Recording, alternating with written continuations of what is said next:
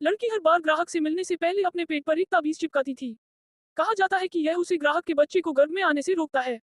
अपने पति को अपने काम के बारे में पता न चले, इसलिए वह हर दिन तब तक इंतजार करती जब तक उसका पति घर से बाहर न चला जाए। फिर ही वह दरवाजे पर एक विशेष अर्थ रखने वाली तख्ती टांगने की हिम्मत करती।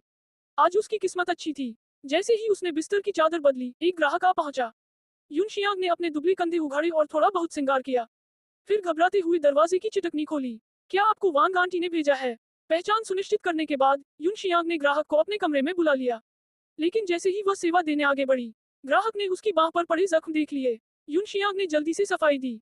चिंता मत कीजिए, ये बस थोड़ी सी सूजन है, कोई बीमारी नहीं है। मैं बहुत साफ सुथरी हूँ, चादरें रोज बदलती हैं। लेकिन बांह पर बड़े बड़े नीले निशान और पुराने जख्म सिर्फ राख से ढके हुए थे।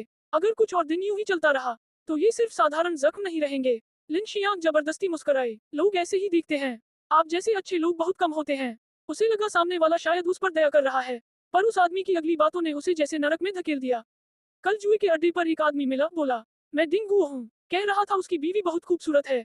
फिर वो मुझे वांग आंटी के पास ले गया, जो जूतों के तलवे बेचती है।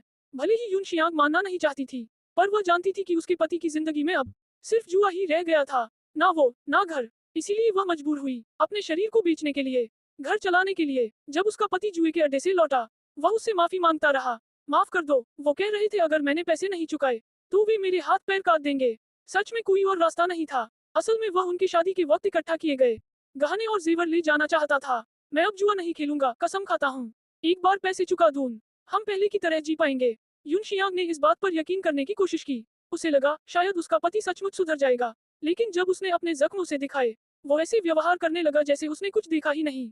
चलो खाना खा लो। उस रात यून शियांग की आंखों में नींद नहीं आई। उसने गहने पहन कर देखे, फिर प्यार से उन्हें उतार कर रखा। उसे पता था अगली सुबह वे उसके नहीं रहेंगे। लेकिन उसने एक सीटी निकाली, जिसके बारे में उसके पति ने एक बार कहा था, अगर तुम कभी ये सीटी बजाओगी तो मैं तुरंत आ जाऊंगा। अगली सुबह उसका पति सारे गहने और सामान लेकर चला गया, यहाँ तक कि उसके हुआई का टेडी बियर भी ले गया।